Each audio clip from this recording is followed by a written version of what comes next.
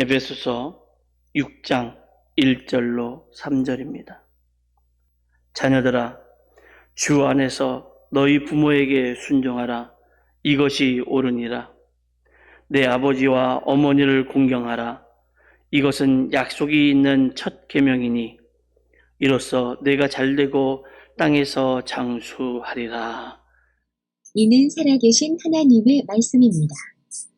오늘은 어버이 주일로 부모님에 대한 자녀의 책임에 대한 말씀을 전합니다.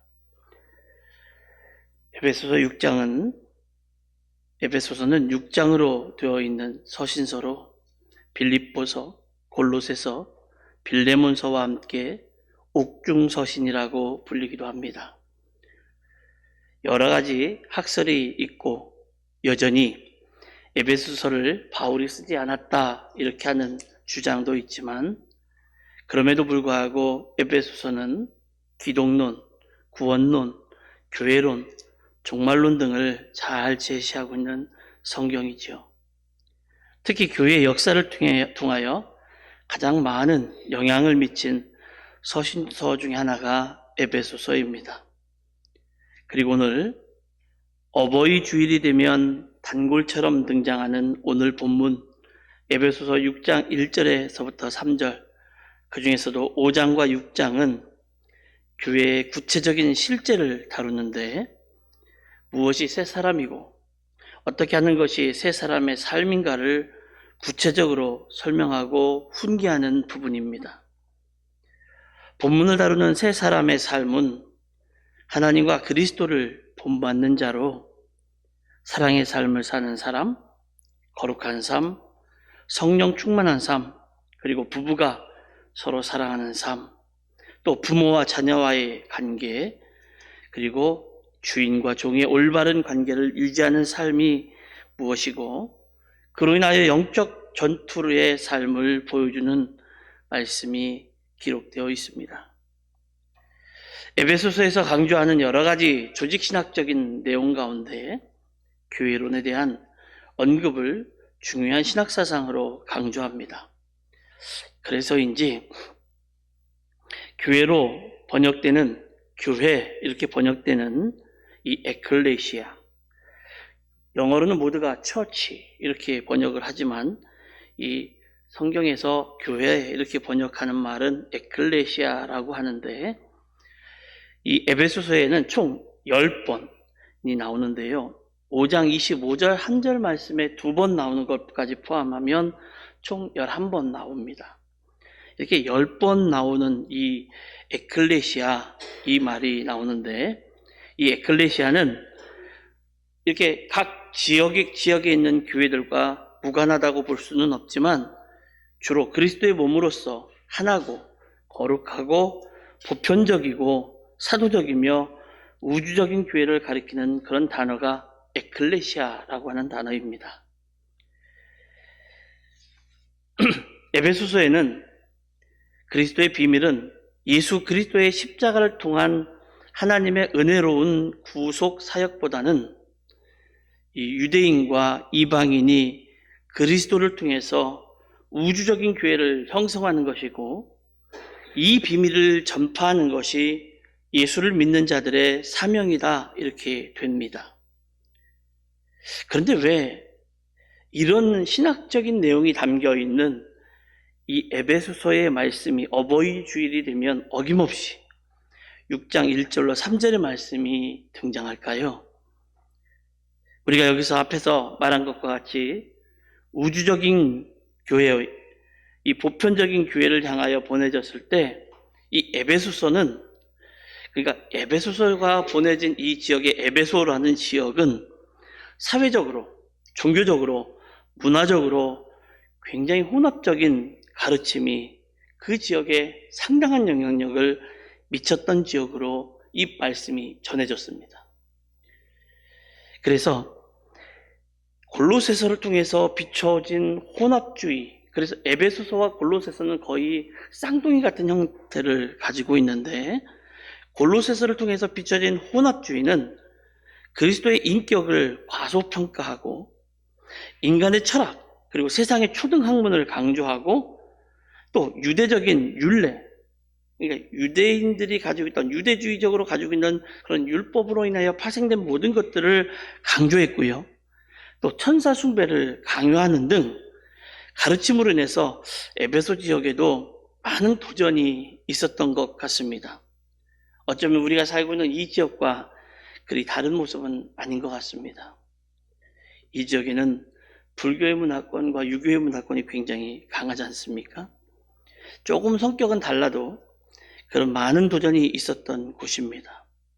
그래서 에베소서의 저자는 혼합주의적인 세속 종교와 그런 학문으로부터 이 에베소에 있는 성도들을 지키고 또 이런 사람들에게 바른 신앙을 정립하려면, 그러려면 하나님에 대한 또 교회에 대한 성령에 대한 예수 그리스도에 대한 여러 가지 이런 성령에 대한 이런 여러 가지 그런 내용들에 대한 바른 신앙이 필요했고, 그 필요한 것들을 6장으로 되어 있는 이 짧은 서신으로 보내주면서 그들에게 교육으로 또는 서신으로 사용된 겁니다.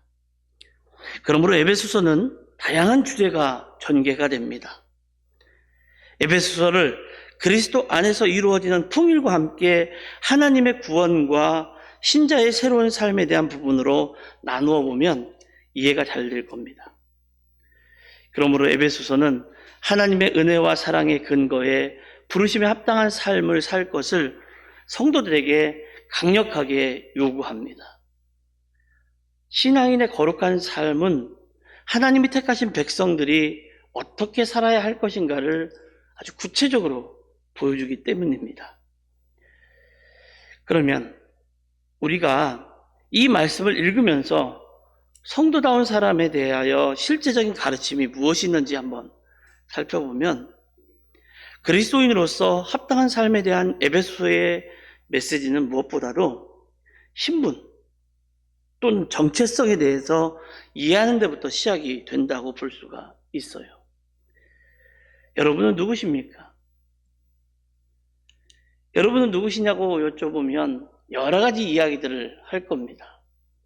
나는 성이 박씨고, 나는 경주 시민이고, 안강경동교회 담임 목사고, 여러 가지 이야기들을 여러분의 이야기로 할 겁니다. 그러면 하나님과 여러분의 관계 속에서 여러분의 신분은 뭐냐는 거지요. 그걸 묻는 겁니다. 에베소서가 전하고자 하는 메시지는 여러분이 하나님과 여러분의 관계, 교회 안에 있는 여러분은 어떤 신분을 가지고 있고 어떤 정체성을 가지고 있느냐라고 묻는 겁니다. 이것은 과거의 그때와 현재의 지금이 존재하는 이 변화와 질적인 차이를 대조하여 성도들의 변화된 신분, 그리고 그 상태, 그래서 거기에 합당한 삶을 살아갈 것을 요구하는 거예요. 옛날에는 이렇게 살았습니다. 근데 신분이 변화된 예수 그리스도 안에서 하나님의 사람으로 교회 안에서 변화된 사람의 삶은 이런 삶입니다라고 변화된 삶, 과거의 그때에서 현재의 지금으로 변화된 삶의 모습을 이야기하고 거기에 걸맞는 삶을 살라고 이야기한다는 거지요.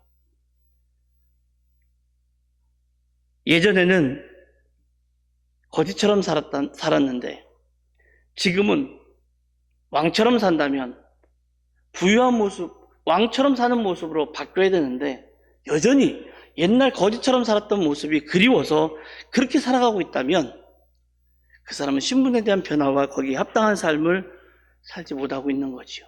또한 그게 내가 누군지를 모르고 있는 겁니다. 그런 과정에서 에베소서가 말하고자 하는 것은 아내와 남편이 가져야 되는 교훈이나 자녀와 부모를 위한 서로의 지침, 이런 교훈들을 기록하고 있는 거지요.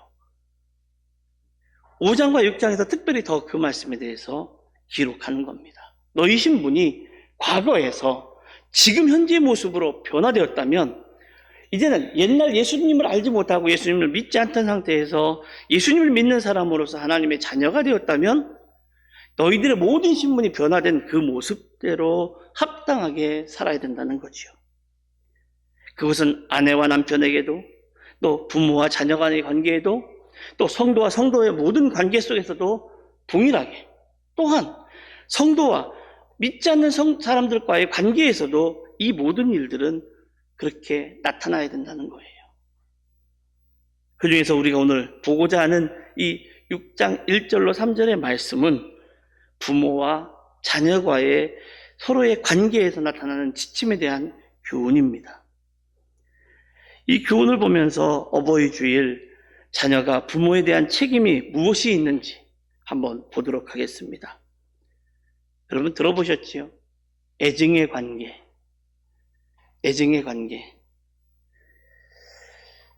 사랑하면서 때로는 그 사랑이 자기식으로 충족되지 않으면 사랑이 오히려 미움으로 변하는 것을 애증의 관계라고 합니다. 여기서 중요한 거는 자기식으로 충족되지 않는다는 거예요. 내 식으로 이게 충족이 돼야 돼. 내 식으로 충족이 되어야만 사랑이 유지가 되는 것을 애증의 관계 이렇게 말합니다. 이 표현은 오늘날 가정에서 그리 낯선 이야기가 아닌 것 같습니다.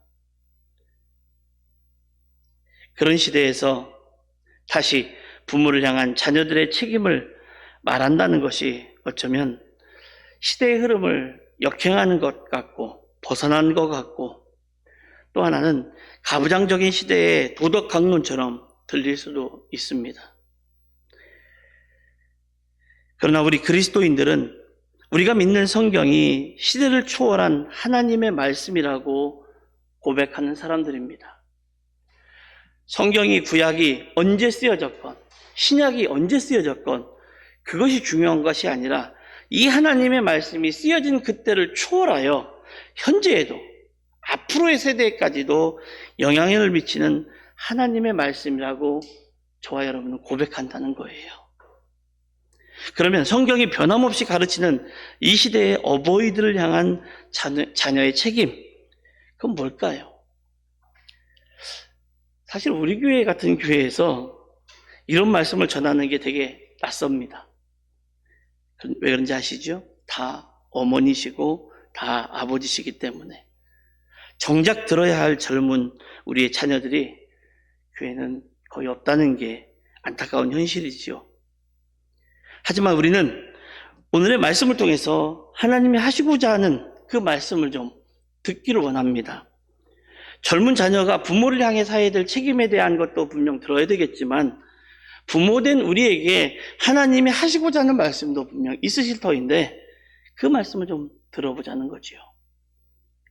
에베소 교회의 시대도 오늘 이 시대 못지않게 급격한 윤리 변화를 경험하고 있었던 시대였던 것 같습니다.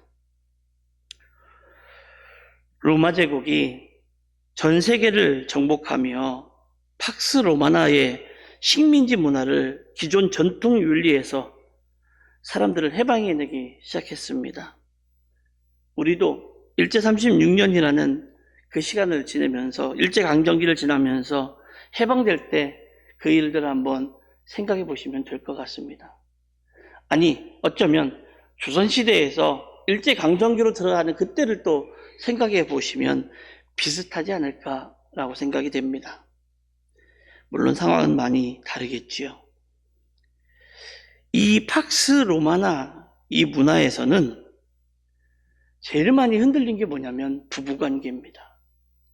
부부관계가 흔들리기 시작했고 부부관계가 흔들리다 보니까 부모와 자녀 사이에 전통적인 윤리에도 상당한 의식과 행동의 변화가 일어났던 시대였습니다. 돈 그리고 자유를 찾아서 부모를 버리고 새로운 세계로 떠나가는 일이 일상이 되었습니다. 지금하고 별반 다르지 않지요? 당시 소아시아의 수도와 같았던 에베소에는 이 아테미 신전을 중심으로 사회가 음행을 합법화해 주기도 했습니다. 에베소의 거대한 로마식 체육관은 젊은이들의 힘과 기회를 한껏 상품화하고 있었고요. 노인들은 사회의 짐스러운 구성원으로 가정에서나 사회에서 주변 인간으로 소외되고 있었습니다. 부모를 버리고 자녀를 떠나는 자녀들, 돈과 자유를 위해서 떠나는 자녀들이, 그리고 또 부부와의 부부 사이에서는 음행이 합법화되다 보니까 그곳으로 나의 또는 성 정체성들을 찾기 위해서 떠나는 사람들, 젊은이들은 자기의 모든 것들을 과시하고 싶어서 힘과 기회를 상품화하고 있었던 그 자리에 가다 보니 남아있는 노인들은 아무것도 할 수 없었던 그런 일들이 벌어졌지요. 벌써 한 15년 정도 된 것 같은데, 한 번은 제가 있었던 교회에서 경찰이 한 번은 찾아왔습니다. 그리고는 사진 한 장을 저에게 보여주면서 이 사람을 아느냐라고 묻기에, 우리 교회에 종종 와서 도움을 받았던 분인데 왜 그러냐라고 물었더니 그분이 살인사건에 연루되어 있다, 이렇게 얘기를 하더라고요. 무슨 살인사건이냐라고 했더니 얘기를 안 하다가 그래도 좀 아셔야 방지를 할 것 같다 해서 종종 오냐 그래서 자주 오셨다라고 얘기하니까, 그럼 사건을 방지하기 위해서 이야기를 해준다고 하면서 자세한 이야기는 안 하고 간략하게 얘기해 주는데, 서산 지역에서 할머니 한 분을 이 할아버지가 칼로 40여 번을 찔러서 죽게 했다라고 얘기를 하더라고요. 깜짝 놀랐습니다. 어떻게 된 사건이냐라고 물었더니 할머니와 이 할아버지가 둘이 눈이 맞아서 결혼을 하기로 되어 있었는데, 할머니가 2,000원, 3,000원 주는 돈이 너무 좋아서 돌아다니면서 궁원이나 이런 데를 돌아다니면서 아무한테나, 아무 할아버지들하고 관계를 갖기 시작했다는 거예요. 그리고 용돈으로 2,000원, 3,000원을 받았다는 거예요. 그래서 결국 그 할아버지가 화가 나서 그렇게 했다라는 이야기를 듣고는 너무도 놀랐습니다. 주변 노인들이, 주변으로 자꾸만 소외되는 노인들, 그들을 방치하고 있었던 사람들, 가정이 무너지니까 별일들이 다 생깁니다. 가정은 하나님이 만들어주신 또 하나의 천국입니다. 이런 시대에서 복음을 받아들이고 그리스도인들이 된 에베소 교회의 교인들은 우린 어떻게 살아야 되느냐 물었던 거예요. 이런 사회 속에서 나는 하나님을 바라보고 하나님을 믿고 살겠다고 했는데, 하나님이 가정은 작은 천국이라고 했고 하나님 천국의 모형이라고 했는데, 그러면 어떻게 살아야 되느냐 이렇게 묻는 거예요. 그 물음에 대하여 에베소 교회를 향한 이런 문제에 대한 하나님의 대답이 에베소서를 통해서 전달된 겁니다. 여기에서 어버이에 대한, 또 부모님에 대한 그리스도인 자녀들이 결코 잊어서는 안 되는 두 가지 책임을 오늘 강조합니다. 첫째는 순종의 책임입니다. 1절 말씀을 보겠습니다. 자녀들아, 주 안에서 너희 부모에게 순종하라. 자녀들아, 주 안에서 너희 부모에게 순종하라. 종종 이 말씀은 부모에게 맹목적으로 순종하라 이런 말로 들려지고 그렇게 사용될 때가 있습니다. 잘 읽어보시면 주 안에서 순종하라 라고 되어 있습니다. 우리의 부모에 대한 순종이 하나님에 대한 불순종이 될 때는 더 높은 권위이신 주 하나님께 순종해야 하는 겁니다. 종종 하나님의 말씀을 어설프게 아는 사람들이 하는 이야기가, 부모에게 너희들이 순종하라 하지 않았냐? 라고 하면서 못된 일도 시키고 잘못된 것도 이야기하고 잘못된 생활 가운데서도 부모에게 무조건 순종하기를 강요하는데, 아닙니다. 주 안에서 순종하라고 했습니다. 대부분은 심지어 잔소리처럼 들리는 부모의 교훈, 그 밑바탕에도 실상 자녀를 보호하려는 하나님이 주시는 본능 때문인 것을 안다면 부모의 말씀에 따르는 것이 우리의 정당한 도리라고 볼 것입니다. 그래서 1절 끝에 우리가 순종해야 할 이유, 순종해야 될 이유를 그렇게 이야기합니다. 자녀들아, 주 안에서 너희 부모에게 순종해라. 그 이유는 이것이 옳기 때문이라고 이야기합니다. 이것을 자연의 명령 또는 자연법이라고 합니다. 자연법은 하나님이 인간의 마음에 새긴 양심의 법이라고도 합니다. 어떤 문화권에도 부모 순종을 가르치지 않는 문화는 없습니다. 부모에 대한 도리는 양심의 명령입니다.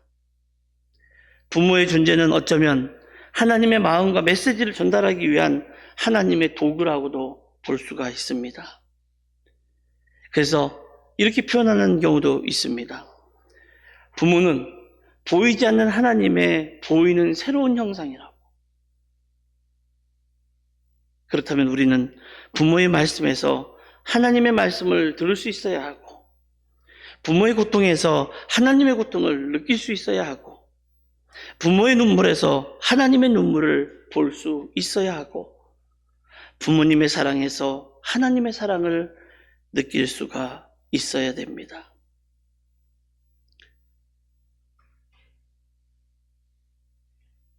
부모를 거스름이 하나님을 거스르는 일입니다. 부모를 순종함은 가장 자연스러운 인간의 존재 방식이죠. 하나님 앞에 순종하는 것과 같이 부모에게 순종하는 그 모습이 성경은 옳은 일이라고 가르칩니다. 부모에게 순종하지 못하는 사람이 어찌 보이지 않는 하나님에게 순종할 수 있습니까? 말도 안 되는 얘기죠. 그리고 이 순종의 시작은 잔소리 같은 부모의 말에 진지한 경청을 하는 겁니다. 경청이란 말은 다 아시죠? 근데 순종이란 말의 뜻이 본래 듣는다 이런 뜻입니다. 그리고 그 말에서 사랑의 소리를 들어야 합니다. 부모의 사랑의 소리를 하나님의 사랑의 소리로 들을 수 있어야 되는 거지요. 다시 한번 1절 말씀을 봅니다. 자녀들아, 주 안에서 너희 부모에게 순종하라. 이유가 뭐냐?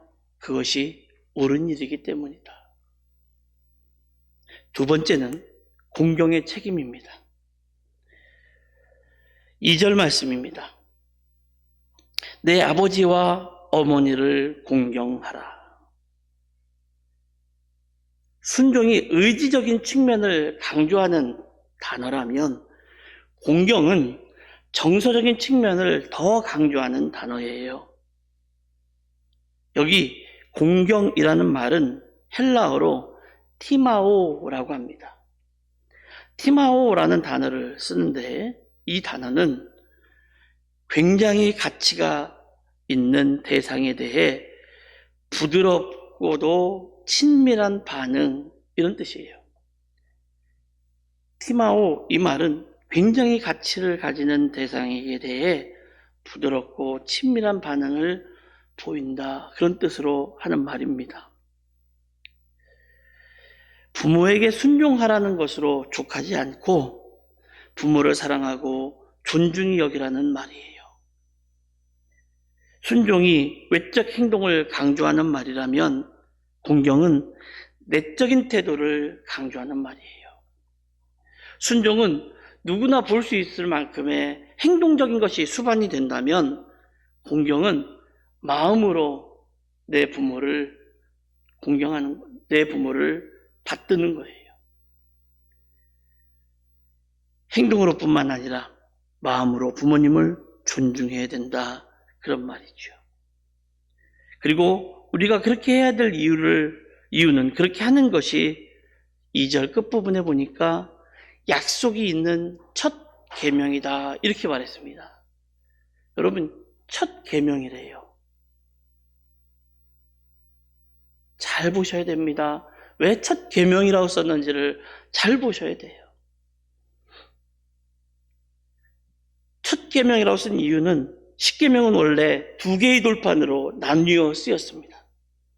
첫 번째 돌판에는 1번부터 4번까지의 계명이 쓰여 있고, 두 번째 돌판에는 5번부터 10번까지의 계명이 기록되어 있습니다. 첫 번째 1번부터 4번까지의 계명은 하나님에 대한 계명이에요. 5번부터 10번까지의 계명은 사람에 대한 계명이에요. 근데 5번 첫 번째 계명이 뭐냐면 네 부모를 공경하라입니다.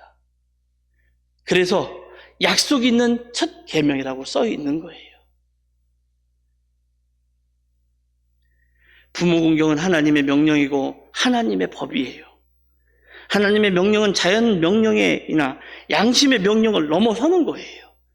따라서 우리는 순종 이상으로 공경을 위해서 힘써야 합니다. 오늘 본문은 하나님께서 이 명령을 따르는 이들에게 두 가지를 약속하십니다. 하나는 내가 잘 되고, 두 번째는 땅에서 장수하고. 성경은 모든 자녀에게 이렇게 말합니다. 내 부모를 순종하라고, 그리고 공경하라고. 순종이 부모의 말씀에 따르는 것이라면 공경은 한 걸음 더 나아가 부모의 마음을 알아주는 거예요. 어버이 주일을 맞이하시는 여러분에게 권면합니다. 부모된 우리에게, 지금까지 이야기가 자녀된 사람들에게 하는 이야기라면 이제 부모된 우리가 기억하고 또 조심해야 될 것들이 있어요. 그래서 부모된 여러분들에게 권면합니다. 여러분의 자녀들이 여러분을 기억하고 추억할 때 우리 어머니 아버지는 나보고 매번 만나면 출세하고 돈 많이 벌고 떵떵거리며 살고 악착같이 벌어서 남부럽지 않게 살라고 가르쳤던 그런 어머니 아버지가 아니기를 간절히 바랍니다. 조금은 좀 못 벌어도, 조금은 덜 출세해도, 조금은 덜 유명해져도 정직하고 순수하며 하나님을 섬기는 자녀가 되어달라고 자녀들에게 늘 말하는 그런 어머니와 아버지를 추억하고 기억하는 신실한 여러분들이 되어지기를 간절히 바랍니다. 하나님은 그런 여러분들에게 여러분의 자녀를 통하여 여러분 말씀에 순종하고 여러분을 공경하게 하고 그것이 믿음의 가정에 대를 이어가게 만들어줄 줄로 믿습니다. 그것이 하나님의 약속입니다. 오늘 마치면서 어느 퇴직한 교장 선생님의 글 중에서 내 아들, 딸, 효자로 마음 열어 밝은 날 바라거든 이라는 글귀가 있어서 한번 여러분들에게 읽어드리고 마치겠습니다. 아들아, 딸들아, 천지인신 하나 되어 인해일신 탄생하니 부생모육 그 은혜는 하늘같이 높건만은 청춘남녀 많은데도 효자효부 드물구나. 출가하는 딸아이는 시부모를 싫어하고 결혼하는 아들네는 살림나기 바쁘도다. 제 자식이 장난치면 싱글벙글 웃으면서 부모님의 앓는 소리 듣기 싫어 외면하네. 시끄러운 아이 소리 듣기 좋아 즐기면서 부모님의 말씀하면 잔소리라 관심 없네. 자녀들의 대소변은 손으로 주무르나 부모님의 흘린 침은 더럽다고 멀리하고 과자 봉지 들고 와서 아이 손에 쥐어주나 부모 위에 고기 한 근 사올 줄은 모르도다. 개 병들어 쓰러지면 가축병원 데려가도 늙은 부모 병이 나면 노안이라 생각하네. 10자식을 키운 부모 하나같이 키웠건만 10자식은 한 부모를 하나같이 싫어하네. 자식 위에 쓰는 돈은 한도 없이 쓰건만은 부모 위에 쓰는 돈은 한두 푼도 아깝다네. 자식들은 데리고는 바깥 외식 자주 하나 늙은 부모 모시고는 외식 한번 힘들구나. 아들 있고 딸 있는데 양로원이 웬 말인가. 늙은 것도 원통한데 천대받고 관세받네. 너도 늙은 부모 되면 애고지고 서를 까지라. 살아생전 불효하고 죽고 나면 효자날까. 예문 갖춰 부고 내고 조문받고 부조받네. 그대 몸이 소중거든 부모 은덕 생각하고 내 무모가 소중하면 시부모도 소중하다. 부모님이 죽은 후에 효자나고 효분하네. 가신 후에 후회 말고 살아생존 효도하세. 생각하고 말을 하고 생각하고 행동하라.